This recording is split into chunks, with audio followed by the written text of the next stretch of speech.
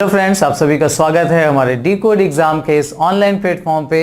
मैं हूं आपके साथ आपका इंग्लिश का एजुकेटर और हम डिस्कस करने जा रहे हैं आज हाई कोर्ट आरओ एआरओ के जो एग्जाम्स होते हैं उनमें से एआरओ का जो एग्जाम हुआ था उसके प्रीवियस ईयर पेपर के एक्सप्लेनेशन, उनके आंसर्स, इसके बारे में आज हम बात करेंगे। और हर एक प्रीवियस ईयर पेपर का जो एग्जाम आपका हुआ है उसके 50 क्वेश्चंस, जो आपसे 50 क्वेश्चंस पूछे जाते हैं, उन्हें हम डिस्कस करेंगे। तो चलिए शुरू करते हैं, देखते हैं कौन से प्रीवियस ईयर पेपर की आज हम लोग बात करने जा रहे हैं। और आज बात मैं करूंगा आपके साथ कि हाई कोर्ट का जो एआरओ का एग्जाम हुआ था 2016 में, और इसकी जो डेट की मैं बात करूं तो ये एग्जाम आपका हुआ था 18 दिसंबर 2016 में। इस पेपर की आज हम लोग बात करने जा रहे हैं। इसमें जो भी क्वेश्चंस पूछे गए थे, आपको प्रीवियस ईयर पेपर डिस्कशन करने से एक लेवल पता चलेगा, टॉपिक्स पता चल जाएंगे, सेगमेंट्स पता चल जाएंगे कि कौन कौन सी चीजें किस तरीके से आरओ एआरओ के एग्जाम्स में आपसे पूछी जाती हैं। तो अभी बात करने जा रहे हैं एआरओ के एग्जामिनेशन की। 2016 में जो हुआ था 18 दिसंबर को ये एग्जाम कंडक्ट कराया गया था। मैं डिस्कशन करने जा रहा हूं आपसे, साथ साथ में डिस्कशन कर लीजिएगा अच्छे से। तो चलिए शुरू करते हैं। वीडियो शुरू करने से पहले आप सभी को मैं एक सूचना देना चाहता हूं। आने वाली हाईकोर्ट समीक्षा अधिकारी, सहायक समीक्षा अधिकारी परीक्षा के लिए डिकोड एग्जाम ने अपना कोर्स प्रारंभ कर दिया है। 22 दिसंबर से हम वीडियो कोर्स स्टार्ट कर रहे हैं और उसी कोर्स में टेलीग्राम टेस्ट हमारे 28 दिसंबर से प्रारंभ हो जाएंगे। आप सभी जानते हैं कि 2026 के जनवरी माह में इसका नोटिफिकेशन आने की पूरी संभावना है, और नोटिफिकेशन आने के बाद आपको मात्र 2 से ढाई महीने का ही समय मिलता है परीक्षा की तैयारी करने के लिए, जो कि बहुत ज़्यादा पर्याप्त नहीं होता है। ऐसी स्थिति में अगर आप आज से ही तैयारी शुरू कर देंगे तो निश्चित रूप से आपके लिए ये बहुत ही बेनिफिशियल होने वाला है, क्योंकि इसमें कोर्स थोड़ा सा बड़ा है और उसके साथ ही साथ आपको कुछ ऐसी चीज़ें पढ़नी है जो आपने पहले हो सकता ना पढ़ी हो, जैसे सामान्य अंग्रेजी है, कंप्यूटर ज्ञान है, और उसके अलावा जो है मैथ रीजनिंग के भी क्वेश्चंस आते हैं। तो पूरे जो है सिलेबस को कवर करने के लिए कम से कम 3 से 4 महीने का जो है विधिवत समय चाहिए। और साथ ही साथ टेलीग्राम ग्रुप के माध्यम से आपको हर टॉपिक की एक सिंगल टॉपिक के जो है क्वेश्चंस की प्रैक्टिस कराई जाएगी, और उनका PDF नोट्स आपको जो है बाइलिंगुअल फॉर्मेट में सॉल्व्ड अनसॉल्व्ड के रूप में दिया जाएगा। इसी प्रकार हम जितने भी महत्वपूर्ण टॉपिक हैं, चाहे वो जनरल इंग्लिश एंड ग्रामर है, सामान्य हिंदी है, कंप्यूटर जीके है, उत्तर प्रदेश विशेष है, मॉडर्न हिस्ट्री है, जो भी महत्वपूर्ण टॉपिक हैं जिनसे भी जो है पिछले हाईकोर्ट के आरओ या अन्य परीक्षाओं में ज़्यादातर क्वेश्चन पूछे गए हैं, उनको वरीयता क्रम में हम उन पर वीडियो लेक्चर्स आपको देंगे सेलेक्टेड टॉपिक्स पे, और उनके आपको बाइलिंगुअल नोट्स भी प्रोवाइड कराएंगे, और साथ ही साथ टेलीग्राम ग्रुप में उन्हीं टॉपिक्स पे आपके टेस्ट भी होंगे। तो आप एक बार वीडियो लेक्चर देखेंगे, उसके बाद आप उस टॉपिक का नोट्स पढ़ेंगे, और उसके बाद आप टेलीग्राम में जब उसके टेस्ट देंगे तो आप में एक अलग प्रकार का कॉन्फिडेंस आएगा, क्योंकि आपका थ्योरेटिकल भी और साथ में जो है मॉक टेस्ट के माध्यम से पूरी तैयारी हो जाएगी, और आप ये भी समझ पाएंगे कि आपकी कहाँ पर कमियां रह गई थी जिसको अभी सुधारने की ज़रूरत है, यानी कितना रिवीजन आपको और करना चाहिए। तो ये बहुत ही बल्कि कोर्स नहीं होगा, इसमें हम बिल्कुल सेलेक्टेड चलेंगे, क्योंकि जितना पूछा जाता है, जिन टॉपिक से प्रायः क्वेश्चंस आते हैं, जिनमें हमने प्रीवियस ईयर क्वेश्चंस में देखा है कि ज़्यादातर क्वेश्चंस कहाँ से पूछे गए हैं, उन्हीं टॉपिक्स को हम जो है प्रमुखता से लेंगे, और जिनसे नए क्वेश्चन बनने की संभावना है उन टॉपिक्स को भी हम पढ़ाएंगे। कुल मिलाकर ये कंप्लीट कोर्स है। अगर आप इसको ज्वाइन करना चाहते हैं तो अभी से ज्वाइन करके 22 दिसंबर से हमारे साथ जो है अपनी तैयारी शुरू कर दीजिए। तो अब समय है कि इसकी विधिवत तैयारी शुरू कर दी जाए। अभी डिकोड एग्जाम का ऑफर भी चल रहा है, आप इससे जुड़कर अपनी अच्छे से तैयारी शुरू करिए। आप सभी को शुभकामनाएं। देखिए पहला क्वेश्चन जो आया था, क्या दिया गया था इसमें, इन this question a sentence is given in direct और इनडायरेक्ट स्पीच। तो नरेशन के क्वेश्चंस आपसे पूछे जाते हैं आरओ और एआरओ के एग्जाम्स में। डायरेक्ट इनडायरेक्ट, देखिए दोनों वर्ड्स दिए हुए हैं। इसका मतलब अगर डायरेक्ट में दे देंगे तो आपको इनडायरेक्ट बनाना पड़ेगा, इनडायरेक्ट स्पीच में दे देंगे तो डायरेक्ट स्पीच में चेंज करना पड़ेगा। तो देखिए क्या दिया हुआ है sentence, the principal said to मीत।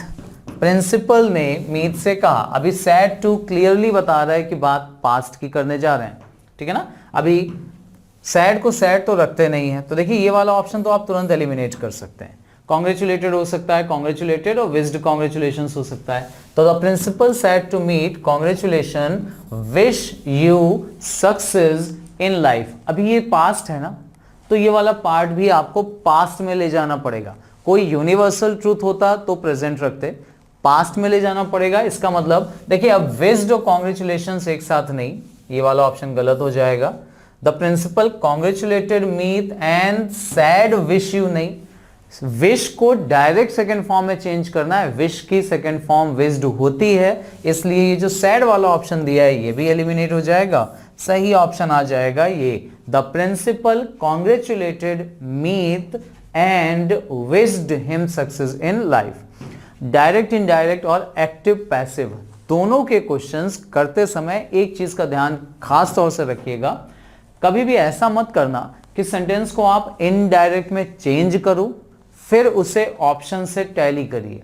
ऐसा करना अननेसेसरी टाइम को वेस्ट करेगा आपके। सबसे आसान तरीका क्या है, वन बाय वन ऑप्शंस को जस्टिफाई करिए कि कौन कौन से ऑप्शंस में कहां कहां पे गड़बड़ है, उन्हें एक एक करके एलिमिनेट करते चले जाइए। फाइनली आप अपने आप पहुंच जाएंगे सही ऑप्शन तक, ठीक है ना। चलिए देखते हैं नेक्स्ट क्वेश्चन। अगेन डायरेक्ट और इनडायरेक्ट पे बेस्ड आया था सेकंड क्वेश्चन भी। You can't bathe in the sea, नहाने के लिए वो यूज कर रहे हैं। She said to me, again देखिए सबसे इंपॉर्टेंट कीवर्ड तो हमें यहीं से मिलना शुरू हो जाता है। सेड टू यानी पास्ट की बात कर रहे हैं, यानी ये कैन नॉट जो चेंज होगा ना ये कुड नॉट में बदलेगा, और इट्स का मतलब हुआ इट इज, ये वाला इज वॉज में चेंज हो जाएगा। तो देखिए कहां कहां पे, यहां कुड नॉट दिया हुआ है, यहां देखिए कांट दिया है, ये ऑप्शन एलिमिनेटेड, खत्म हो गया। She told me that you can't, can't हो नहीं सकता यहां पे, ये वाला option eliminated. She said that I could not, देखिए आई यहां पर आया कुड नॉट के साथ, एंड इट वॉज, यहां पे वॉज सही हो सकता है। She said that I could not Beth in that see if, यहां पर देखिए इफ दिया हुआ है। अभी यहां पर इफ लगता है तब जब सेंटेंस इंटेरोगेटिव होता है, याद है ना, इफ और वेदर का केस जब इंटेरोगेटिव सेंटेंस होता है तब आता है, तो ये इफ की वजह से ये ऑप्शन एलिमिनेटेड। सही ऑप्शन जो बचा वो है आपका ऑप्शन नंबर डी। समझते चलिएगा कैसे एलिमिनेट किया जा रहा है, जो जो चीजें जहां जहां पर गलत दे दी जाएं उनको एलिमिनेट करिए, ठीक है ना। अब देखिए दिस को चेंज दैट में करते हैं, यहां दोनों जगह दैट दिया हुआ था, हो सकता है किसी एक ऑप्शन में दैट को दैट ना करें, दिस रहने दें, तो उसको भी एलिमिनेट कर सकते हैं। ऐसे ही ऑप्शंस को जस्टिफाई कर सकते हैं आप, ठीक है ना, और टाइम भी आपका बचेगा, अननेसेसरी आपका टाइम भी नहीं वेस्ट होगा। नेक्स्ट देख लीजिए, यहां पूछा गया था इन this question the passage consist of 6 sentences. यहां पर 6 पार्ट्स दिए हुए हैं। अभी कैसे 6 पार्ट्स गिनिएगा, S1 S2 दो ये सेंटेंसेस, फिर 1 2 3 और 4। अभी करना क्या होगा इसमें, S1 और S6 ये सेंटेंसेस बिल्कुल अपने सही पोजीशन पर रखे गए। मतलब ये एक पैराग्राफ था जिसमें S1 पहला सेंटेंस था, ये फर्स्ट सेंटेंस, और S2 ये आता है एक्चुअली लास्ट वाला, द मिडिल 4 सेंटेंसेस, मतलब फर्स्ट एंड सिक्स्थ। तो ये जो S2 दिया हुआ है ना ये 6th सेंटेंस था, ठीक। बाकी जो बीच के 4 सेंटेंसेस थे वो 1 2 3 4 करके दिए हैं, और ये जंबल अप फॉर्म में दे दिए, मतलब ये सही ऑर्डर में नहीं है, इन्हें सही क्रम से आपको लगाना पड़ता है। अब ये 1 और ये 6 ये दिए गए हैं हमारी हेल्प के लिए। अगर आप पहले से रिलेट कर पा रहे हैं किसी सेंटेंस को तो आप आसानी से रिलेट कर पाओगे, रीअरेंज कर पाओगे। पहले से नहीं हेल्प मिल रही है तो लास्ट से, और अगर कुछ हेल्प ना मिले ना तो इनको आपस में एक दूसरे से रिलेट कर लीजिए। अगर आपने एक या 2 पेयर भी अच्छे से बना लिए ना तो ऑप्शंस तुरंत एलिमिनेशन में आपकी हेल्प कर देंगे। कैसे, Gauri sad on the phone that she would report for duty next day. Gauri phone पे उसने बताया कि वो अगले दिन ड्यूटी पे आएगी, मतलब उस दिन नहीं आएगी। लास्ट में क्या दिया हुआ, eventually we reported to the police, हमने पुलिस को इन्फॉर्म किया। अब क्या हुआ होगा जो पुलिस को इन्फॉर्म किया वो यहां से देखते हैं। We waited for a few days, हमने कुछ दिन इंतजार किया, and then we decided to go to her place, फिर हमने डिसाइड किया उसके घर जाएंगे। बट शी डिड नॉट, लेकिन वो नहीं उसने किया। We found it locked. अब बताइए लॉक्ड किसको लॉक करने की बात कर रहे हैं? उसका घर लॉक्ड था ना, यानी 1 के बाद 3 आना चाहिए। अब 1 के बाद 3 किस में दिया हुआ है? देखो आप 1 के बाद 3 एक यहां मिल रहा है और ऑफ कोर्स कहीं और दिया ही नहीं है, तो 1 और 3। अब देखिए बाकी आंसर ये सही हो सकता है, ठीक है ना, लेकिन बाकी चीज एक बार टैली कर लीजिए। गौरी ने फोन पे बोला कि वो अगले दिन ड्यूटी पे आएगी। 2 पहले दिया है बट शी डिड नॉट, लेकिन वो नहीं आई। फिर क्या हुआ? 4, even after that we waited for her for quite a few days. कुछ दिन हमने इंतजार भी किया, मतलब ये ऑप्शन हमारा बिल्कुल सही है। करेक्ट आंसर हो जाएगा क्वेश्चन नंबर 3 का ऑप्शन नंबर ए। देख रहे हैं, यहां से हेल्प मिले, यहां से हेल्प मिल जाए, या आपस में रिलेट करके कोई भी हेल्प अगर मिलती है, आपका टाइम भी बचेगा और सही कॉन्फिडेंटली आप आंसर भी टिक कर पाओगे। क्लियर?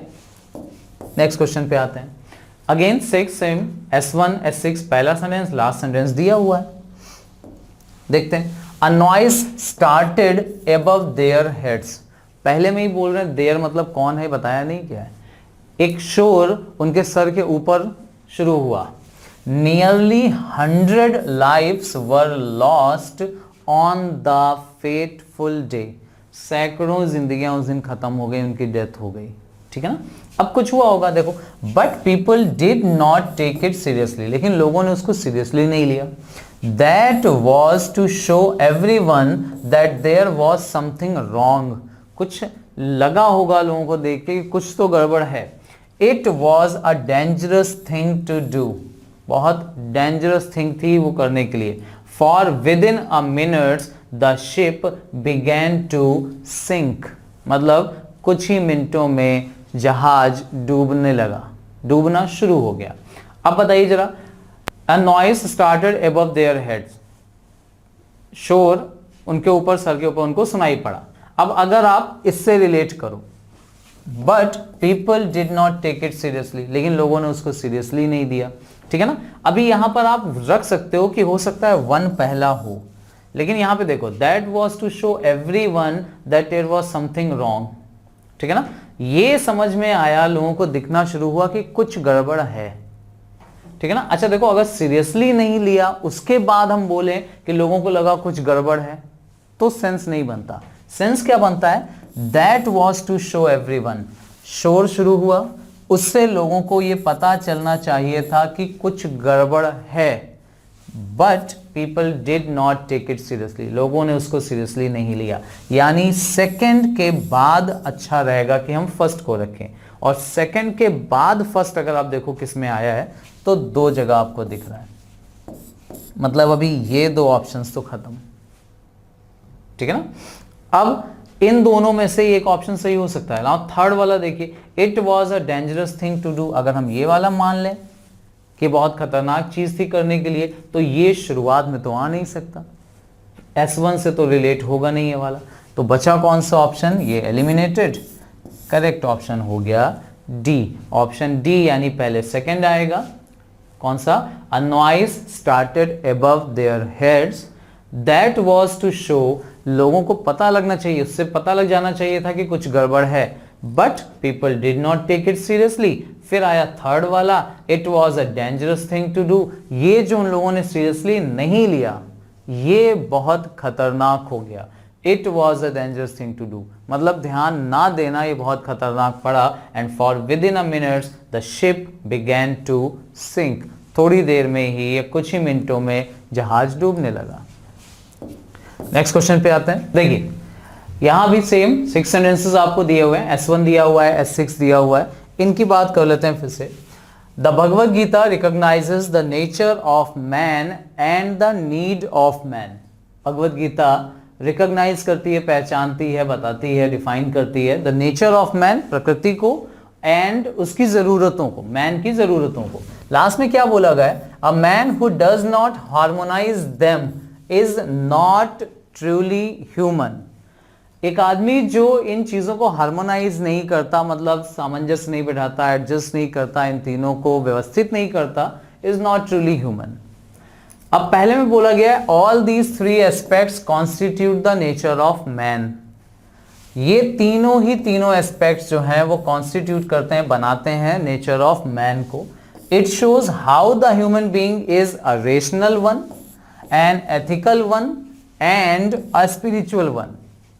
ये दिखाता है कि कैसे एक ह्यूमन बीइंग जो होता है एक रेशनल वन होता है, एथिकल वन होता है और स्पिरिचुअल वन। तीन चीजों की बात यहां पर कर रहे हैं। More than all it must be a spiritual experience. इन सब से बढ़कर ये एक स्पिरिचुअल एक्सपीरियंस होना चाहिए। Nothing can give him fulfilment. कोई भी चीज उसको फुलफिलमेंट मतलब पूरा नहीं कर सकती, पूर्णता की तरफ नहीं ले जा सकती, unless it satisfies his reason. जब तक वो चीज को रीजन को सेटिस्फाई नहीं करती, उसके एथिकल कंसाइंस को सेटिस्फाई नहीं करती। तो ये कुछ प्रॉपर सीक्वेंस हमें दिए हुए हैं। अभी ऑप्शंस पे अगर चलें तो देखिए 3 से शुरू हो सकता है ऑप्शंस के अकॉर्डिंग, 1 से शुरू हो सकता है या 4 से शुरू हो सकता है। पहला सेंटेंस अगर आप पढ़ के देखो, Bhagavad Gita recognises the nature of man and the needs of man, उसकी जरूरतों को। और यहां पहले में क्या बोल रहे हैं, ऑल दीज 3 एस्पेक्ट्स। अभी 3 एस्पेक्ट्स तो यहां बताए नहीं गए हैं, तो पहला ऑप्शन तो सही हो नहीं सकता। क्लियर? या तो 4 से शुरू होगा या 3 से। अभी 3 की बात करें, देखो 3 से 2 ऑप्शन शुरू हो रहे हैं। More than all it must be a spiritual experience. इन सबसे बढ़कर, यहां कुछ ऐसा दिया नहीं गया कि इन सबसे बढ़कर की बात करें। So nothing can give him fulfilment. कुछ भी उसको फुलफिलमेंट, पूर्णता नहीं दे सकता। किसे नहीं दे सकता? यहां बात की गई थी नेचर ऑफ मैन की। सो शुरू ये होना चाहिए ऑप्शन नंबर 4 से, और एक ही ऑप्शन है जो 4 से शुरू हो रहा है, that is option number C. तो यहां पर जो सही आंसर हमारा होगा 5th क्वेश्चन का, वो होगा option number C.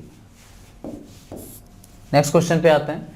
In this question a passage consist 6 phrases, वही 6 S1 S2 फर्स्ट और लास्ट दिए हुए हैं। लास्ट के 4 आपको रीअरेंज करने हैं। देखिए क्या बोला गया, a ceiling on urban property, ये S1 है। S2 में दिया है since their value would exceed the ceiling fixed by the government. अभी no mill owner could own factories और मिल्स और प्लांट्स, ये पहले में दे। And mass circulation papers would mean that, देखिए यहां हेल्पिंग वर्ब आई। यहां हमें सब्जेक्ट तो मिला था अ सीलिंग ऑन अर्बन प्रॉपर्टी। पढ़ के अगर आप देख लो ना, 3rd से शुरुआत हो सकती है इसकी, ठीक है ना। तो वुड मीन दैट, इसका मतलब क्या होता है, no press magnate could own printing presses. तो यहां पर 3rd वाला एंड मैथ सर्कुलेशन पेपर्स नहीं, पहले में आपको सब्जेक्ट मिला, उसके बाद अब आपको जरूरत पड़ेगी वर्ब की, और वर्ब वाला पोर्शन आपको दिया है 3 में। शुरुआत इसकी 3 से हो सकती है, और अगर आप ऑप्शंस को टैली करेंगे ना तो केवल एक ऑप्शन है जो 3 से शुरू हो रहा है, बाकी ऑप्शंस ऑफ कोर्स यहां इनकरेक्ट हो जाएंगे। Correct answer is option number D. Clear? Next question पे आते हैं। अब यहां पे क्या दिया गया है, जंबल अप पार्ट फिर से देखिए। अब यहां पहला पार्ट आपको S1 S6 करके नहीं दिया है यहां पर पहला पार्ट केवल आपको ये देन करके दे दिया गया, यहां से शुरू होगा। Then it struck me, of course, suitable it was, how eminently. अभी देखिए इमिनेंटली में ly लगा है, ये एक एडवर्ब, ठीक है ना। अब इसको अगर आप एडजस्ट करके देख लो ना, how eminently, of course, how eminently it struck me, यहां पर सबसे सूटेबल जो पेयर रखता है वो है ये, how eminently suitable it was. How eminently suitable it was 4th के साथ 3 का पेयर सबसे ज्यादा सूटेबल है, जो कि एक कंप्लीट सेंटेंस या सेंस बना रहा है, ठीक है ना। अच्छा, अगर हम 4th के बाद 3 को रखें तो 4 के बाद 3 सबसे ज्यादा सूटेबल देखिए इसमें है, ठीक। अब इसके हिसाब से जरा पढ़ के एक बार देख लीजिए। देन पहला दिया हुआ है it struck me, how eminently suitable it was, of course the final, ये जो आंसर होगा हमारा वो है ऑप्शन नंबर डी। 4 पहला हो नहीं सकता क्योंकि हाउ इमिनेंटली यहां से शुरू नहीं करेंगे। 1 वाला पहला हो सकता था लेकिन 1 के बाद 3 नहीं। स्ट्रक मी सूटेबल, ये वाला ऑप्शन गलत है, 4 से होना नहीं है, तो ये ऑप्शन एलिमिनेट हो जाएंगे। एलिमिनेशन ही सबसे ज्यादा इंपॉर्टेंट है, ध्यान से रिलेट करना, ठीक है ना। अभी देखिए यहां भी पैराजंबल ऑफ फॉर्म में दिया हुआ है। कुछ चीजें जब आप प्रैक्टिस करोगे ना इनकी, तब आपको आसानी से समझ में आएंगी कि कैसे इसको एक्चुअल में रीअरेंज करना चाहिए।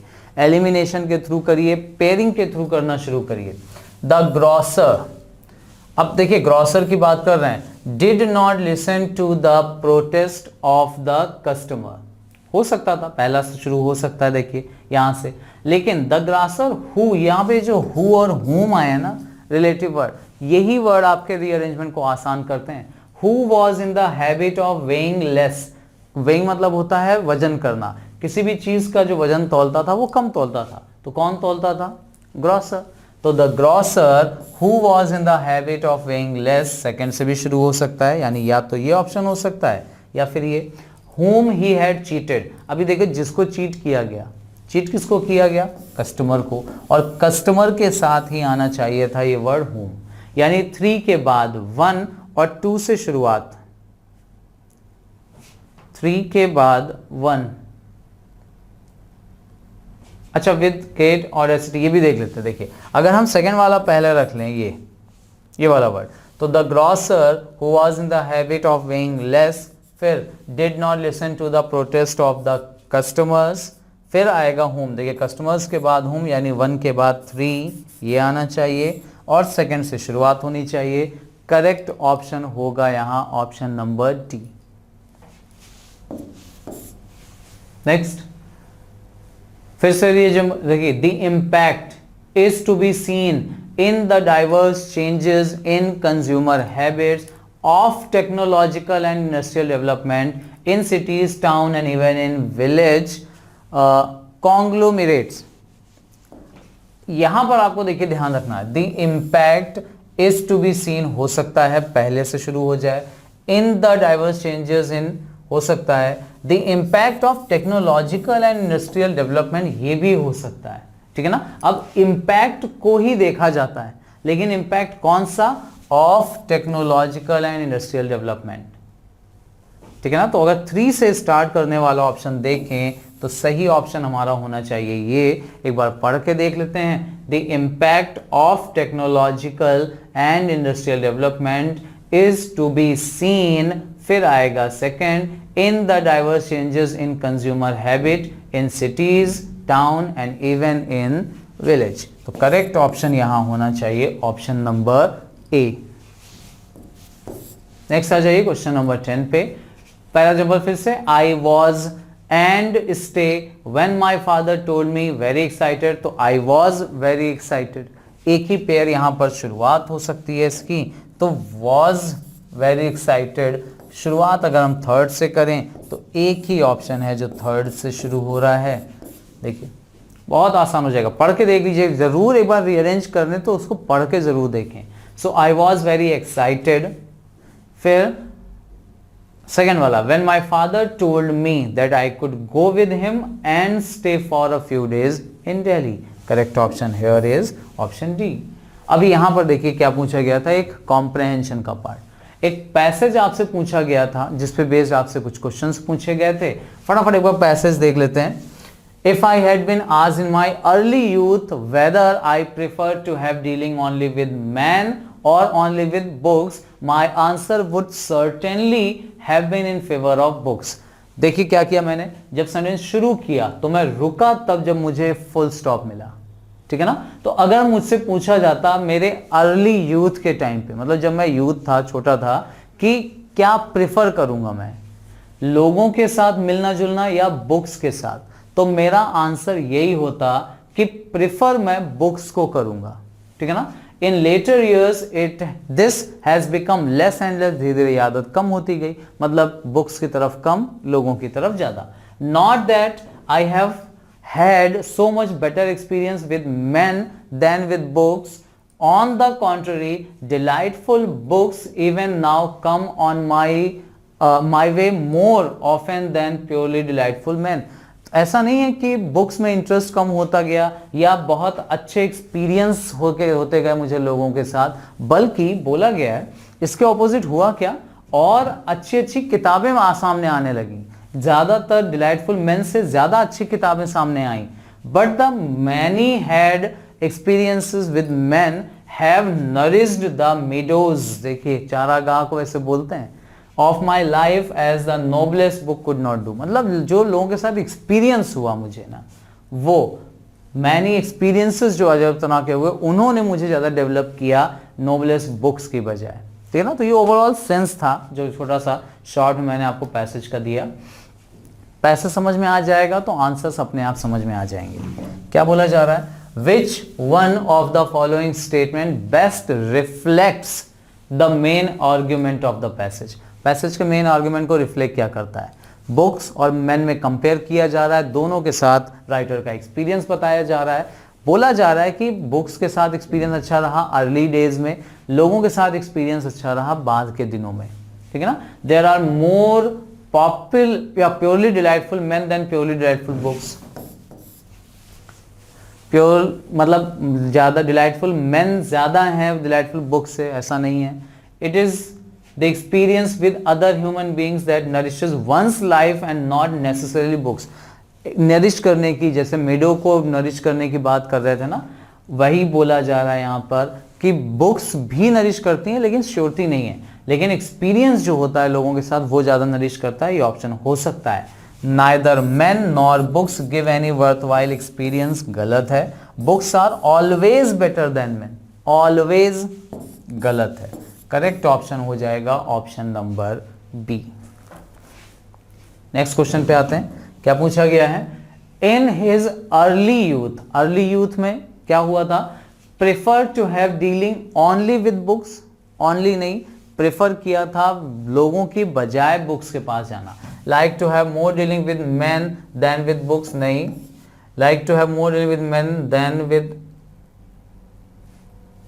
Like to have more dealing with books than with man. Like to have, देखिए अर्ली यूथ में क्या हुआ, मैन के साथ नहीं बल्कि बुक्स के साथ जाना ज्यादा प्रेफर किया था उसने। Like to have more dealing with man, man के साथ डीलिंग नहीं, ये दोनों हटा देते हैं ऑप्शन। ओनली बुक होना नहीं चाहिए, ये होना चाहिए like to have more dealing with books than with man. Man की बजाय बुक्स के साथ डीलिंग उसको ज्यादा पसंद थी अर्ली यूथ की जब बात की गई थी। इन the following question a sentence is given which has an error. देखिए स्पॉटिंग एरर का क्वेश्चन दिया हुआ है। Combining the ongoing crisis in Europe, the data do make a case for a pause in the rate hike। अब पहले में क्या दिया है, क्राइसिस इन यूरोप। अगर आपको लगता है इतने पार्ट में कोई गलती है ग्रामर के हिसाब से तो आपका आंसर ए होगा। The data do make a case, the data से लेकर केस तक, यहां तक अगर कोई गलती मिलती है तो आप ये वाला आंसर टिक करेंगे। For a pause in the rate hike, इसमें कोई गलती है तो आप ये वाला आंसर टिक करोगे। एंड कंबाइनिंग द ऑनगोइंग, यहां पर अगर कोई गलती है तो आपका आंसर होगा ऑप्शन नंबर डी। अभी याद रखिएगा कंबाइनिंग द ऑनगोइंग नहीं होता, कंबाइनिंग नहीं, एक्चुअल फ्रेज जो यहां पर यूज होता है ना वो होता है ये कंबाइंड विद द ऑनगोइंग, जिसका मतलब होता है साथ साथ, जिस चीज के साथ कोई और साथ में कोई काम होता है उसके लिए फ्रेज आता है कंबाइंड विद। ठीक है ना। तो याद रखिएगा करेक्ट ऑप्शन जो यहां पर होना चाहिए, कंबाइनिंग की जगह कंबाइंड विद होना चाहिए। सही आंसर जो होगा वो है ऑप्शन नंबर डी, जिसमें कंबाइनिंग द ऑनगोइंग पार्ट दिया हुआ है। नेक्स्ट क्वेश्चन देखते हैं। फिर से स्पॉटिंग एरर का ही है। When she arrived to attend the wedding of her friend, जब वो अपने फ्रेंड की वेडिंग पहुंची अटेंड करने के लिए, शी हैड बीन ड्रेस्ड, देखिए हैड बीन ड्रेस्ड, ये पैसिव का स्ट्रक्चर दिया हुआ है, जबकि यहां पैसिव की कोई बात ही नहीं हो रही। जब वो पहुंची उस समय उसने ड्रेस जो पहनी हुई थी वो डार्क कलर की थी, उस समय जो पहनी हुई थी, यानी action was in continuity. She has been dressed नहीं होगा, शी वॉज, हाँ या तो वॉज ड्रेस्ड कर दीजिए, हैड बीन, ऑफ कोर्स ये भी वॉज ड्रेस्ड भी पैसिव का स्ट्रक्चर है, लेकिन याद रखिए या तो शी वॉज वेयरिंग होता या शी वॉज ड्रेस्ड होगा, हैड बीन की यहां जरूरत नहीं है क्योंकि दोनों एक्शन एक ही टाइम की बात कर रहे हैं। यानी अगर ये सेंटेंस पास्ट इंडेफिनिट में है तो ये भी पास्ट इंडेफिनिट में होना चाहिए, ठीक है ना। अब ड्रेस्ड को यहाँ एडजेक्टिव की तरह लिया जा रहा है, याद रखना पैसिव स्ट्रक्चर जरूर दिख रहा है। She was dressed, I am dressed up, याद रखना वो पैसिव का स्ट्रक्चर लगता है लेकिन ये एडजेक्टिव की तरह यूज होता है पार्टिसिपल का केस। तो इस पार्ट में एरर है, शी हैज बीन ड्रेस्ड, सही आंसर हो जाएगा option number B. Next question पे आते हैं, फिर से देखिए एरर का है, बानी who studies medicine at present. यहां पे बड़ी सिंपल सी एरर है, एट प्रेजेंट मतलब अभी इस समय, और जब प्रेजेंट टाइम की बात होती है ना तो फिर से याद रखना टेंस कॉन्टिन्यूस आता है। Hopes to go abroad after graduation, जो अभी इस समय मेडिसिन की पढ़ाई कर रही है ना कि पढ़ती हैं। अगर यहाँ कुछ रिपीटिशन वाला वर्ड होता ना, एवरी डे, डेली, तो स्टडीज सही होता। यहां सही आंसर होगा इज स्टडिंग। उम्मीद है उसको कि आगे जाएगी ग्रेजुएशन के बाद वो अब्रॉड। अच्छा, इज स्टडिंग यानी करेक्ट ऑप्शन होगा हु स्टडीज की जगह स्टडिंग, यानी ऑप्शन नंबर डी। याद रखना यहां पर एरर आपको करेक्शन करना है। टाइम एंड टेंस का क्वेश्चन था ये। An overdose of any medicine is enough fatal. अभी देखिए ध्यान से, ओवरडोज घातक है, इसके साथ ये जो घातक वर्ड आया है यहां फेटल, वो एक्चुअल में एक एडजेक्टिव, फेटल ओवरडोज। आर्टिकल लगा है तो देखिए ये नाउन, नाउन के लिए जो वर्ड यूज हो वो एडजेक्टिव। अब जब एडजेक्टिव के लिए एनफ आता है ना तो वो एडवर्ब। अभी एनफ का केस बहुत इंपॉर्टेंट है और मैंने जब एडवर्ब डिस्कशन किया है आपसे तो इस केस को अलग से डिस्कस किया था, ध्यान से रिलेट कर लेना उसको। वीडियोस नहीं देखे तो वो वॉच जरूर करिएगा उनको, ठीक है ना। क्या था एनफ का केस? एनफ एक एडजेक्टिव भी है और एनफ एक एडवर्ब भी है। दोनों में डिफरेंस क्या है कि जब एनफ एडजेक्टिव का काम करता है, अगर ये एनफ एडजेक्टिव का काम करेगा तो ये नाउन के पहले आना चाहिए, और जब ये एडजेक्टिव के साथ बताता है ना, एडजेक्टिव की क्वालिटी बताता है, तो उसके पहले नहीं आता, एडजेक्टिव के ये बाद में इस्तेमाल होता है। ही इज एनफ काइंड नहीं बोलते, ही इज काइंड एनफ बोलते हैं। ऐसे ही एनफ फेटल नहीं होगा, फेटल यहां पर आ जाएगा, एनफ यहां पर आ जाएगा। तो an overdose of any medicine is fatal enough, correct option होगा option number B. Enough fatal, इन दोनों वर्ड्स को एक्सचेंज करना पड़ेगा आपको। नेक्स्ट क्वेश्चन देखिए, complete the following sentence, appropriate word की फॉर्म आपको लेनी है। Fill in the blank, filler के क्वेश्चंस। अब देखिए एक ब्लैंक यहां, एक ब्लैंक यहां, दो फिलर हैं यानी डबल फिलर, दो दो ऑप्शंस भी दिए हुए हैं। सिंपली ध्यान रखिएगा एक पॉइंट, ये डबल फिलर को जब करें ना तो जरूरी नहीं है कि आप पहला वर्ड ही पहले में जरूर फिल कर दो। अगर पहले से हेल्प मिल रही है तो वहां से लीजिए, नहीं मिल रही है तो पहले सेकंड वाला वर्ड फिल करिए। ये भी ध्यान रखना, पहले ये फिल कर लो फिर ये वाला फिल कर सकते हैं, ठीक है ना। करते हैं, देखिए द ब्लैंक दिया है, पाउलो कोएलो वर्क्स। अब यहां पर आप वर्ड रख के देखो, पॉपुलैरिटी हो सकता है, वैरायटी हो सकता है, इंटीग्रिटी हो सकता है, कंट्रोल भी हो सकता है। कंट्रोल तो ऑफ कोर्स यहाँ पे सेंस नहीं सही साउंड कर रहा है तो ये हटा सकते हैं। Integrity, which have sold many thousands of copies is reflected in his readership. देखिए उनकी रीडरशिप में ये चीज दिखाई देती है, ठीक है ना। तो किस चीज की यहाँ पे बात कर रहे हैं? वैरायटी। देखिए नैरो रीडरशिप नहीं, अगर वैरायटी होगी, बहुत ज्यादा चीजें होंगी तो वो कम लोगों में फेमस नहीं होगा, बहुत ज्यादा लोगों में फेमस होगा। स्कैटर मतलब होता है बिखरा हुआ। इंटीग्रिटी ऑफ कोर्स यहाँ सही साउंड नहीं कर रहा है, पॉपुलैरिटी रख के देखिए, द पॉपुलैरिटी ऑफ पाउलोज वर्क, जितनी भी रचनाएं हैं, वर्क्स का मतलब यहाँ रचनाएं हैं, याद रखना ये। तो जो भी पॉपुलैरिटी, उन्होंने जो कुछ भी रचनाएं हैं उनकी जो पॉपुलैरिटी है वो दिखाती है, हजारों कॉपियां बिकी हैं।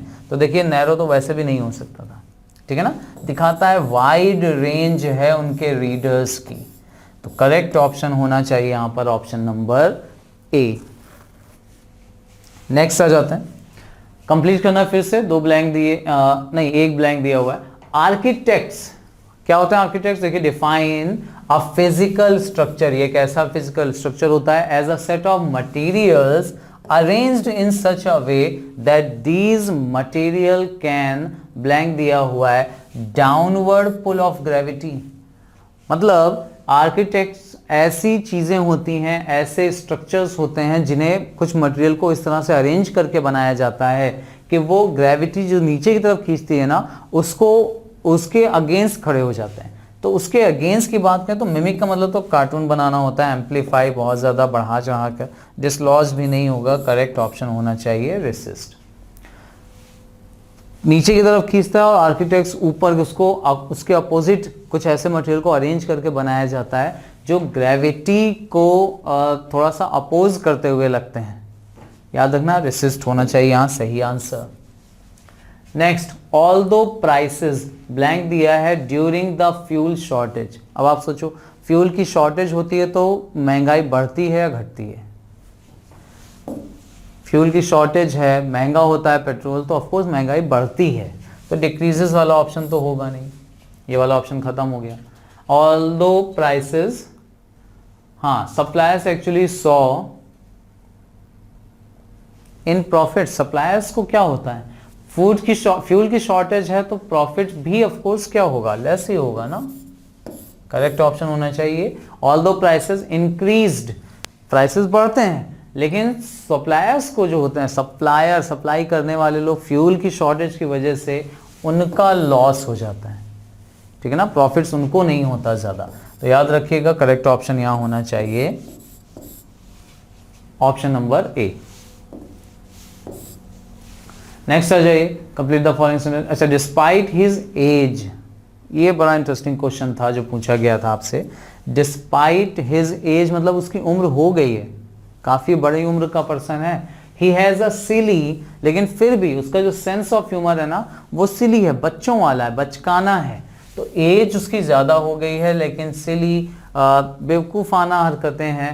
सेंस ऑफ ह्यूमर जो है ना उसका बच्चों वाला है। अब आप बच्चों वाला देख लो, इसमें से कौन सा है? करेक्ट ऑप्शन यहां होना चाहिए यूथफुल, ठीक है ना, youthful is the right answer.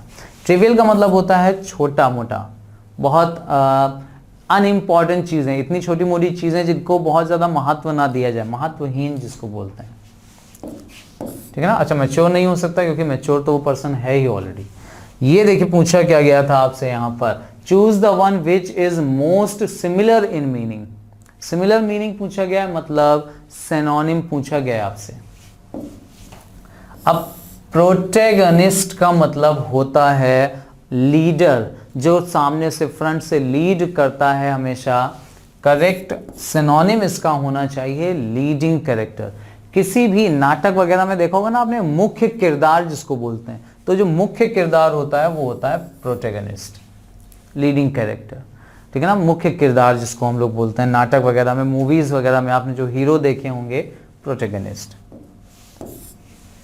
Next is similar. देखिए एंटोनिम सिनोनिम, जब भी कोई वर्ड या फ्रेज पूछे ना उसका सिनोनिम पूछने का एंटोनिम जरूर देख लेना। और ये ईडियम एंड फ्रेज का क्वेश्चन आया था।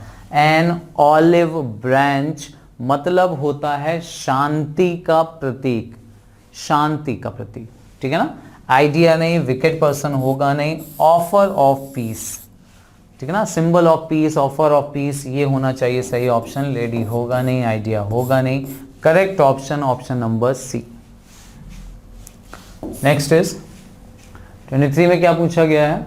हाँ, कुछ देखिए, एक पूरा क्या गया था, in the following sentence a word is written in bold. इस सेंटेंस में एक वर्ड बोल्ड किया गया है, नियरेस्ट मीनिंग बताना है उसका। नियरेस्ट मीनिंग मतलब फिर से उसका सिनोनिम, ठीक है ना। अब ऑलरेडी बोल्ड, यहाँ सारी चीजें दी गई हैं आपको, तो बोल्ड करने की बजाय यहाँ पर उसको हम लोगों ने अंडरलाइन कर दिया है ताकि आपको ये समझ में आए कौन सा वर्ड पूछा गया था। Being a sociable bird, she was conspicuous. Conspicuous, हाँ conspicuous by her absence in the club last evening, ठीक है ना। बीइंग अ सोशेबल बर्ड, मतलब कोई पर्सन जो बहुत ज्यादा सोशेबल होता है, शी वॉज कॉन्स्पिक्यूअस थी बाय हर एब्सेंस, अपने एब्सेंस को लेकर के, इन द क्लब लास्ट इवनिंग। अब जानते हैं ये जो वर्ड दिया हुआ है कॉन्स्पिक्यूअस, इसका एक्चुअल जो मीनिंग होता है वो होता है बहुत ज्यादा फेमस, विख्यात, ठीक है ना। सही ऑप्शन अगर आप देखो, इंपॉर्टेंट भी कुछ हद तक सिमिलर हो सकता है, देखिए इग्नोरेंट तो नहीं होना, ये एंटोनिम हो सकता था, प्रोमिनेंट हो सकता है, अपीरेंट नहीं होगा, तो इंपॉर्टेंट और प्रोमिनेंट में से एक होना चाहिए, और प्रोमिनेंट का मतलब ही एक्चुअली होता है फेमस। तो सही ऑप्शन जो यहां होना चाहिए वो होगा ऑप्शन नंबर सी, ठीक है ना, याद रखिएगा। कॉन्स्पिक्यूअस का मतलब होता है बहुत ही ज्यादा फेमस, विख्यात, जाना माना, जिसके बारे में लोगों को उम्मीद हो, जिसके बारे में लोगों को पता हो चीजें, उसके जिसके बारे में लोगों को अता पता रहता है, उससे रिलेटेड।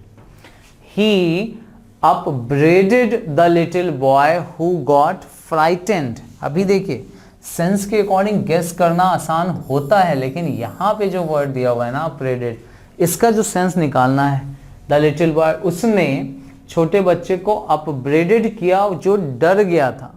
अब जो पहले से डरा है उसको क्या किया जाएगा भाई, या तो आप समझाओगे समझा बुझा कर, या उसको उसका विश्वास बढ़ाएंगे, या फिर उसने जो गलती की है उसके लिए आप उसको डांटोगे।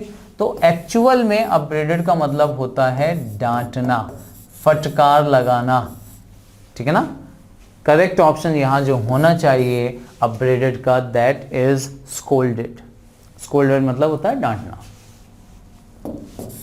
And the last question is opposite पूछा गया। अभी ध्यान से समझ लीजिए, अपोजिट पूछा गया है, क्या वर्ड दिया गया है, प्रोट्रैक्ट।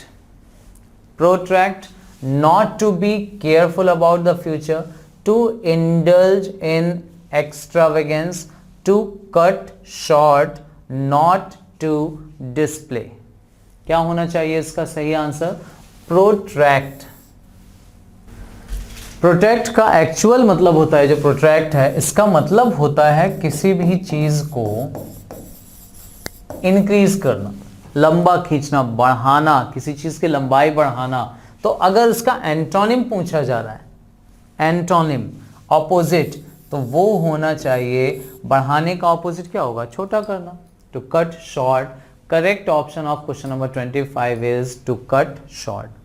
क्या दिया हुआ 26 question, choose the word which is most nearly opposite in meaning. अभी ऑपोजिट आपको बताना है, वर्ड दिया हुआ है स्टॉक, स्टार्क, इसका ऑपोजिट आपको चाहिए।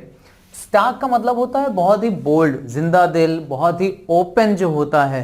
तो ओपन अगर होता है स्टार्क, तो इसका जो ऑपोजिट पूछा गया है वो होना चाहिए covered. So correct option option B होगा इसका सही आंसर।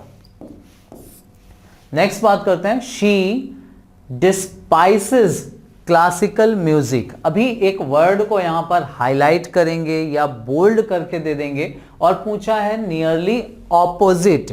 ध्यान से समझिएगा, डिस्पाइसेस का मतलब होता है नफरत करना, घृणा, हेट।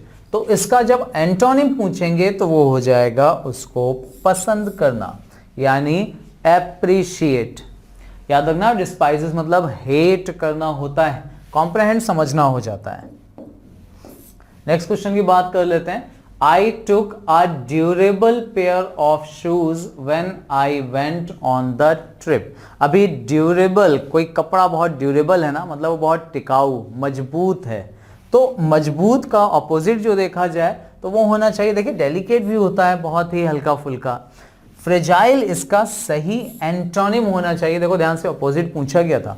फ्रेजाइल का मतलब आप ले सकते हैं बहुत ही नाजुक, मतलब अब नाजुक तो डेलिकेट भी होता है, लेकिन वो चीजें जो बहुत आसानी से तोड़ी जा सके, टूट सकें, वो होती हैं फ्रेजाइल, ठीक है ना। वॉर्न आउट मतलब होता है फैशन से बाहर हो जाना, किसी चीज का दौर खत्म हो जाना। तो टेंशन नहीं लीजिएगा।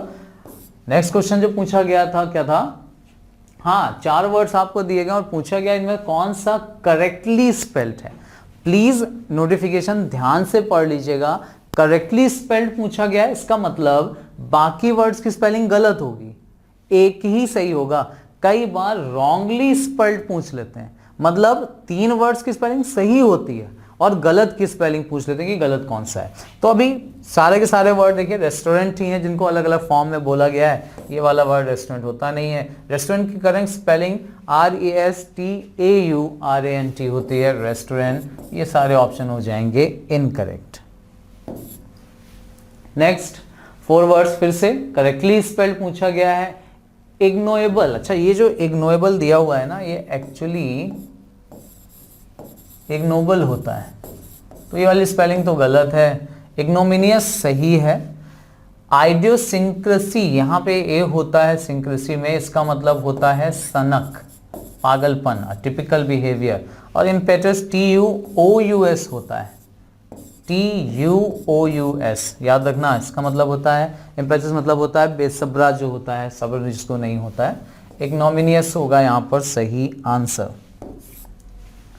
नेक्स्ट वर्ड देखिए, फिर करेक्टली स्पेल्ड पूछा गया है। डेलिक्वेंसी, क्वेंसी में QUE होता है, डिलीवरेंस में A होता है, डेलिब्रेटिव, डेलिब्रेटिव में BE होता है यहाँ पर। And the word correct is demagogue. इसका मतलब होता है किसी भी समुदाय का जो नेता होता है, मुखिया होता है, उसका रिप्रेजेंट करने वाला जो पर्सन होता है, उससे बोला जाता है डेमागॉग। नेक्स्ट वर्ड में क्या पूछा गया है, फिर से करेक्टली स्पेल्ड पूछ रहे हैं। जुबिलेंट का मतलब होता है बहुत ही ज्यादा हंसमुख, हंसी मजाक करने वाला, जिंदा दिल पर्सन जो होता है। जुबिलेंट की स्पेलिंग सही दी हुई है, ये सही आंसर होगा। इमिनेंट में डबल M हो जाता है, इमिनेंट जाना माना विख्यात। टॉलरेंट में A होता है, टॉलरेंट मतलब सहिष्णु जिसको बोलते हैं, सहनशील। एंड इबुलियंट मतलब बहुत ही जो बुली करता है, बहुत ज़्यादा, ये भी बहुत क्या बोलते हैं, बोल्ड होता है, ऑडेशियस, साहसी जो होता है उसके लिए यूज़ करते हैं। याद रखना इसमें डबल L आता है इबुलेंट में। Next word, Rana was left high and dry को अंडरलाइन किया गया है, और ये हाई एंड ड्राई एक्चुअल में एक ईडियम या फ्रेज का पार्ट है। तो ईडियम एंड फ्रेजेस पे क्वेश्चंस आपसे पूछे जाते हैं। Rana was left high and dry by his friends when he lost all his money. उसके पास पैसे खत्म, उसके दोस्त चले गए, तो छोड़कर उसको गए हैं, अकेला छोड़ गए हैं। करेक्ट ऑप्शन होना चाहिए आइसोलेटेड। आइसोलेटेड का मतलब होता है अकेला पड़ जाना। रिजेक्टेड मतलब होता है रिजेक्ट कर देना, ये तो आपको पता होगा। डिप्रेस मतलब होता है निराश हो जाना। वुंडेड मतलब घायल हो जाना। नेक्स्ट आ जाते हैं, Caesar was done to death by the conspirators. Conspirators होते हैं षड्यंत्रकारी, तो क्या किया गया, उनको डन टू डेथ कर दिया गया, मतलब उसका मर्डर किया गया, किल्ड, ये होता है सही आंसर। नेक्स्ट आ जाइए, टुक टू हर हील। 9 2 11 होना जैसे बोलते हैं ना हिंदी में, उसको इंग्लिश में बोलते हैं took to her heel. Took to heel का मतलब होता है दुम दबाकर भागना, भाग जाना। सो करेक्ट आंसर होना चाहिए यहाँ पर रैन ऑफ। टुक पास्ट टेंस है तो रैन ऑफ, टेक होता तो रन हो जाता। नेक्स्ट आ जाइए, अ बोल्ट फ्रॉम द ब्लू। अचानक से मिलने वाला जो सरप्राइज वरदान होता है ना, वो कहलाता है बोल्ट फ्रॉम द ब्लू। अचानक से कोई खुशी वाली चीज, कोई सरप्राइज आपके लिए अगर आ जाता है ना अचानक से, मतलब जिसकी आप उम्मीद भी नहीं करते हैं, वो कहलाता है बोल्ट फ्रॉम द ब्लू। तो करेक्ट ऑप्शन जो इस सिनोनिम, इसका बेस्ट एक्सप्रेस होना चाहिए इडियम का, वो है complete surprise. One who hates marriage. अब आता है पोर्शन वन वर्ड सब्स्टिट्यूशन का, और इसमें जरूर ध्यान रखिएगा, जब कभी भी हेटर की बात करेंगे ना तो आपको मीजो वर्ड मिलेगा। मीजो जिसमें प्रीफिक्स लगा होता है, इसका मतलब होता है हेटर।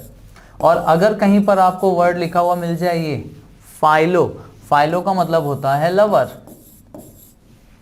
ठीक है ना।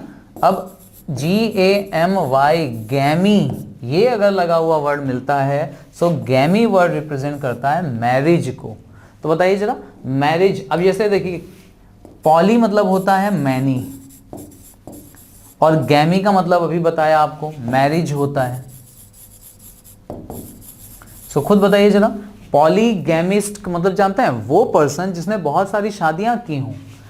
मीजोगैमिस्ट, मीजो मतलब हेटर, गैमिस्ट मतलब marriage, one who hates marriage is misogamist. Misanthrope, anthrope word represent करता है मैनकाइंड को, ह्यूमैनिटी को, तो लोगों से नफरत करने वाला, मैनकाइंड से हेट करने वाला मीजेंथ्रोप हो जाता है। एंड मीजोगैनिस्ट, गायनो वर्ड जो रिप्रेजेंट करता है ना, ये रिप्रेजेंट करता है, इसको सही से लिख देता हूं मैं,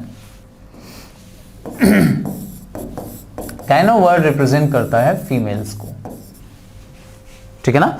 तो मीजोगैनिस्ट वो पर्सन होता है जो फीमेल्स से हेट करे, मीजेंथ्रोप जो मैनकाइंड मानवता से नफरत करे, मीजोगैमिस्ट जो शादी से नफरत करे, एंड पॉलीगैमिस्ट जिसने बहुत सारी शादियां की हैं उसके लिए यूज होता है। अब यहाँ पे चार के चारों ही वर्ड एक वन वर्ड सब्स्टिट्यूशन ही है, हो सकता है आगे इनमें से कोई क्वेश्चन आपसे पूछ लिया जाए कभी, ठीक है ना, तैयार जरूर रखिएगा ये वर्ड सभी। नेक्स्ट क्वेश्चन पे आ जाते हैं, फिर से कंप्लीट करने के लिए पूछा गया, the person who pretends to be what he is not, जो वो नहीं है वो बनने की जो कोशिश करता है ना, that is actually called impostor. Impostor का मतलब होता है ढोंगी, बहरूपिया, जो भेष बदलता है, वो दिखाने की कोशिश करता है जो वो नहीं है, ठीक है ना। इम्बाइबर, देखिए इम्बाइब हो जाना मतलब शराब में डूब जाना, तो जो पियक्कड़ लोग होते हैं ना उनके लिए इस्तेमाल किया जाता है। इमिटेट करना मतलब किसी की नकल उतारना होता है, ठीक है ना, नकल उतारना, इमिटेट। एंड इम्प्रेसरियो मतलब होता है इम्प्रेस करने से रिलेटेड आप बना सकते हो, वो पर्सन जो बहुत ज्यादा दिखावटी होता है इसके लिए यूज कर सकते हैं। लेकिन इम्पोस्टर आपको सही आंसर ध्यान रखना है, pretends to be what he is not, जो वो नहीं है वो बनने की जब कोशिश करता है। ये इम्प्रेसिव पॉजिटिव सेंस में, नेगेटिव सेंस में, दोनों में यूज होता है, इम्पोस्टर नेगेटिव सेंस में। नेक्स्ट आ जाइए, chanting of magic spells. Spells मतलब होता है टोना टोटका करना, जादू टोना करना, ठीक है ना। तो जादुई टोना टोटका जो करने के लिए जो मंत्रोच्चारण किया जाता है, दैट इज कॉल्ड इनकैंटेशन। ध्यान से रिलेट कर लीजिए, रिसाइटेशन होता है किसी कविता को पढ़कर सुनाना, अटरेंस मतलब होता है अटर करना, कुछ बोलना, कथन देना, एंड नरेट करना होता है किसी चीज को डिस्क्राइब करना, व्याख्या करना। An object or portion serving as a sample, sample को हम दूसरे शब्दों में स्पेसिमन कहते हैं। स्पेसिमन कॉपी मतलब सैंपल कॉपी, ठीक है ना। स्पेक्टिकल मतलब होता है दृश्य, स्पेक्टिकल्स का मतलब चश्मा होता है। स्पेक्टर जो होते हैं दर्शक, जो लोग होते हैं उनके लिए आता है। स्पेसिफिकेशन आपको पता है, स्पेशलाइज कर लेना। अच्छा, नेक्स्ट पोर्शन जो आया था वो एरर का, स्पॉटिंग एरर का पोर्शन आया था, लेकिन ये थोड़ा अलग तरीके से, जिसको हम लोग बोलते हैं सेंटेंस इंप्रूवमेंट। सेंटेंस में गलती कहां पर है वो नहीं ढूंढना है, क्योंकि जो अंडरलाइन पार्ट किया गया है ना, उसी में अब कोई ग्रामेटिकल एरर हो सकती है, और उसे सही ऑप्शन से इस बार रिप्लेस करके करेक्ट भी करना है। स्पॉटिंग एरर में पहचानना होता है, यहां करेक्ट करना होगा आपको ना। बताइए, you have been doing your homework regularly, और जब रेगुलरली ऐसे इंटेरोगेटिव सेंटेंसेस बनते हैं ना, देखो ध्यान से, इंटेरोगेटिव क्वेश्चन मार्क लगा है तो यू हैव नहीं होता बल्कि हैव यू होता है। हैव हेल्पिंग वर्ब सब्जेक्ट से पहले आ जाती है तो हैड बिन नहीं, क्योंकि यू नहीं है इसमें, ये हटा दीजिए। हैव डूइंग नहीं है, हैज यू बिन, यू के साथ हैज आता नहीं है, करेक्ट ऑप्शन होगा ऑप्शन नंबर डी। यू के साथ हैव आता है, हैज नहीं आता। इनमें प्रॉब्लम ये थी कि इसमें यू ही नहीं था, ठीक है। Next question is, I must find out some means to balance my budget. अच्छा, मीन्स का मतलब ना यहां पर साधन है, कुछ तरीके ढूंढने हैं जो बैलेंस करे मेरे बजट को। अब बैलेंस नहीं करते बजट को व्यवस्थित करना, उसके लिए बैलेंस वर्ड का इस्तेमाल नहीं करते। खर्चों से मिलना, निपटना, बजट से निपटना, इसके लिए the actual verb we use is meet. Meet the balances, meet the expenses, ध्यान से समझिएगा, मीट का मतलब यहाँ मिलना नहीं है। Meet the expenses, meet the budget मतलब होता है व्यवस्थित करना, अपने खर्चों को मैनेज करना। फ्रेजेस के फॉर्म में याद रखना, he is very angry on me. अब हिंदी में तो हम बोलते हैं ना मेरे पर गुस्सा क्यों हो रहे हो, बट याद रखना एंग्री का केस बड़ा इंटरेस्टिंग है और बहुत इंपॉर्टेंट भी। एंग्री का मतलब होता है गुस्सा होना। एंग्री के साथ जो प्रपोजिशन फिक्स किया गया है ना वो दो प्रपोजिशन है, या तो एंग्री विद या एंग्री एट। डिफरेंस जानते हैं? देखिए ध्यान से, या तो विद आएगा या एट आएगा। क्या विद वाला ऑप्शन यहां दिख रहा है, एट वाला यहां दिख रहा है। सही ऑप्शन जो होता है ना, डिफरेंस समझना, ही इज एंग्री विद तब आता है जब आप किसी पर्सन से गुस्सा होते हैं। He is angry with his brother. और एट तब आता है जब आप गुस्सा किसी नॉन लिविंग थिंग पर होते हैं। मतलब अपने भाई के बिहेवियर पर गुस्सा है तो he is angry at the behaviour of his brother. भाई से गुस्सा है तो he is angry with his brother.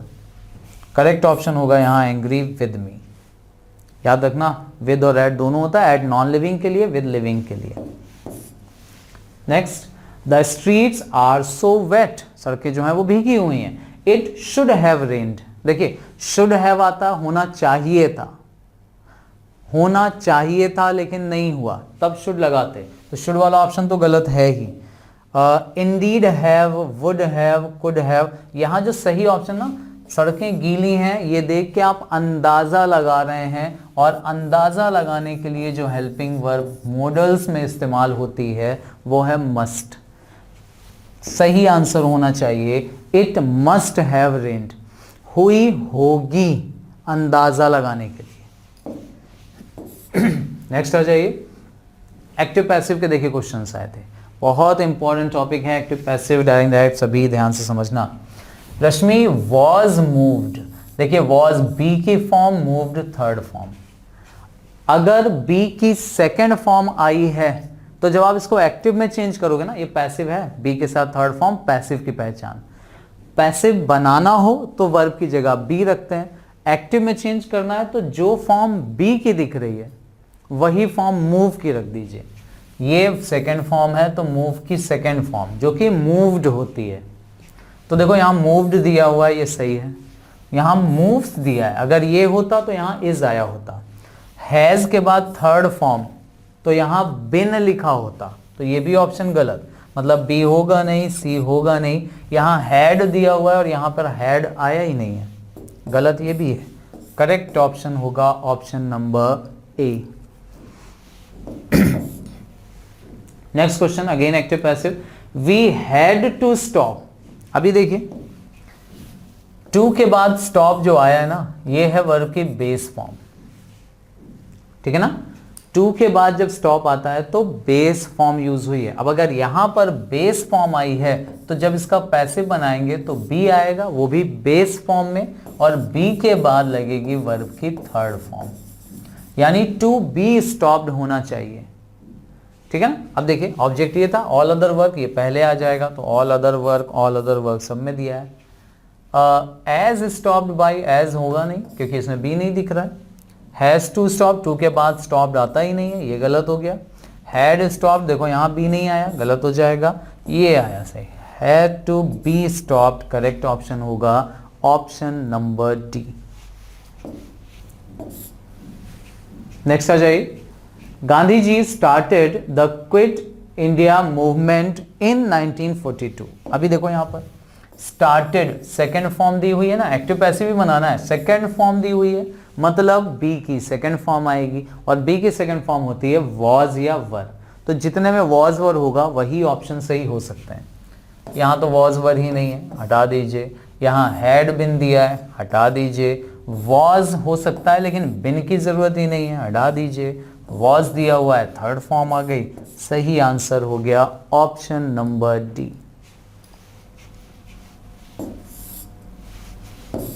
Next, in this question sentence में एक्टिव पैसिव फिर से, thick clouds have overcast. Now सबसे जरूरी चीज यहां जो ध्यान रखना है वो ये, ओवरकास्ट की तीनों फॉर्म ओवरकास्ट ही होती हैं। Overcast, overcast, overcast. सेकंड में ओवरकास्टेड नहीं करते, थर्ड में ओवरकास्टेड नहीं करते, ठीक है ना। तो हैव के बाद overcast is the third form.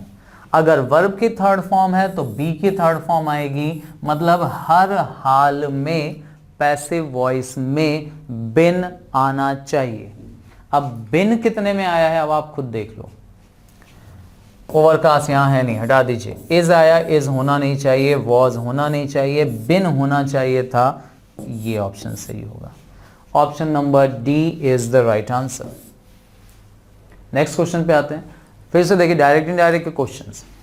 अभी डायरेक्ट इनडायरेक्ट के क्वेश्चंस जो है इसमें क्या दिया है, there are ceremonies going on, she said to me. फिर से देखिए सैड इज पास्ट, तो सैड तो होगा टोल्ड, चारों में दिया हुआ है, कोई इश्यूज नहीं। आर का कन्वर्जन होगा वर में, हैड बिन वाला, हैव बिन वाला, आर वाला, तीनों ऑप्शंस एलिमिनेटेड। सही आंसर ऑप्शन नंबर ए। छोटी छोटी चीजें सीख लो ना, पूरा बनाने की भी जरूरत नहीं पड़ती। लास्ट इज फिर से डायरेक्ट डायरेक्ट का question, she said to him. Again said to यानी टोल्ड, एक्सक्लेम्ड, हाँ देखिए एक्सक्लेम्ड यहां पर हो सकता है, ठीक है ना। तो अब टोल्ड वाला ऑप्शन हटा देते हैं। एक्सक्लेम्ड, एक्सक्लेम्ड तीनों में दिया हुआ है। यहां पे क्या दिया, what a hot day. What और हाउ का कन्वर्जन वेरी में होता है, वेरी।